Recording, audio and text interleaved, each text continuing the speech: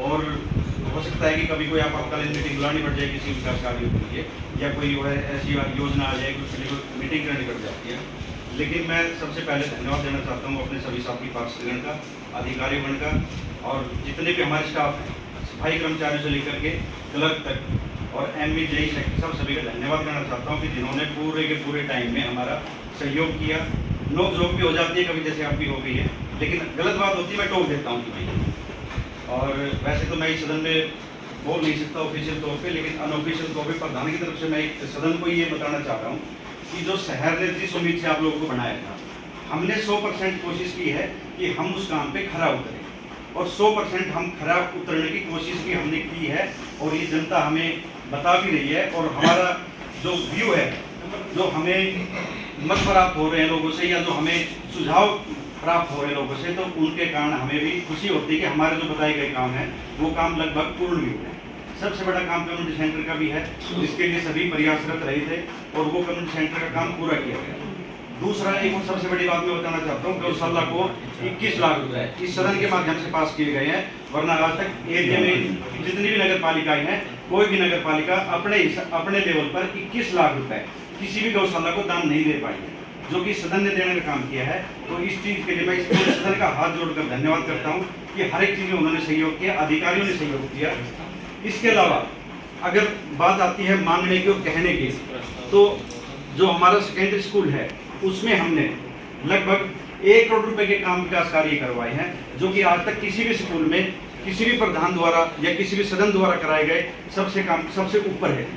School में मांगने वाला बना रहा, प्रिंसिपल हमें हर काम के लिए अप्रोच करता रहा, यहाँ पे एमपी साहब ने हर चीज़ का हमें सहयोग किया, और आप वहाँ पे देखो कि 1000 बच्चे उस 3 शेड के नीचे बैठ के योग कर सकते हैं, क्लास लगा सकते हैं, और भी बहुत सी एक्टिविटी कर सकते हैं, क्योंकि जो शेड बना है वहाँ पे नगर पालिका और इस सदन की वजह से, तो उस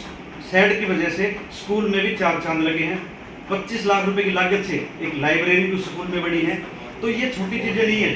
ये चीज़ वो है, गली नाली तो बनती रहती है, टूटती रहती है, लेकिन जो ये चीज़ें बनी है, ये चीज़ें जल्दी से चीज़ पूरी होने वाली नहीं थी, और जो कि इस सदन के माध्यम से प्राप्त हुई हमें, और सदन ने जो इस काम को करने के लिए प्रधान के साथ कंधे से कंधा मिलाकर काम किया, इस चीज़ के लिए मैं सदन से धन्यवाद देना चाहता हूँ। और ये कहना चाहता हूँ कि अगर इस पूरे 5 साल के दौरान जाने अनजाने में किसी अधिकारी, किसी कर्मचारी या किसी पार्षदगण से मेरी कोई तू मैं कोई बहस होगी, तो उस चीज़ के लिए मैं हाथ जोड़कर क्षमा मांगता हूँ। और अपने शहरवासियों से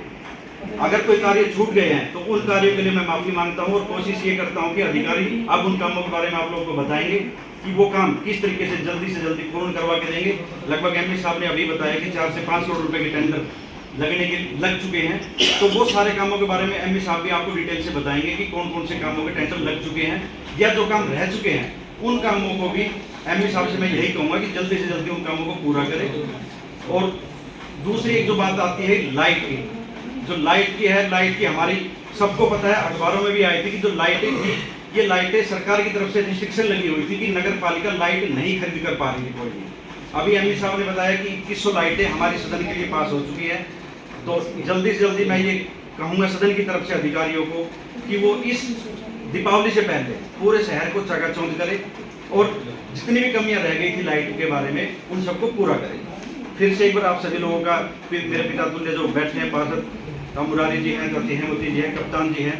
बड़े भाई के लेवल पे सारे बैठे हुए हैं, आप सभी का मैं पूरे एक बार हाथ जोड़कर धन्यवाद करना चाहता हूँ कि आपने पूरे 5 साल मेरे साथ कंधे से कंधा मिलाकर काम किया और इस शहर की उन्नति के लिए काम किया। जय हिंद, जय भारत, जय भारत।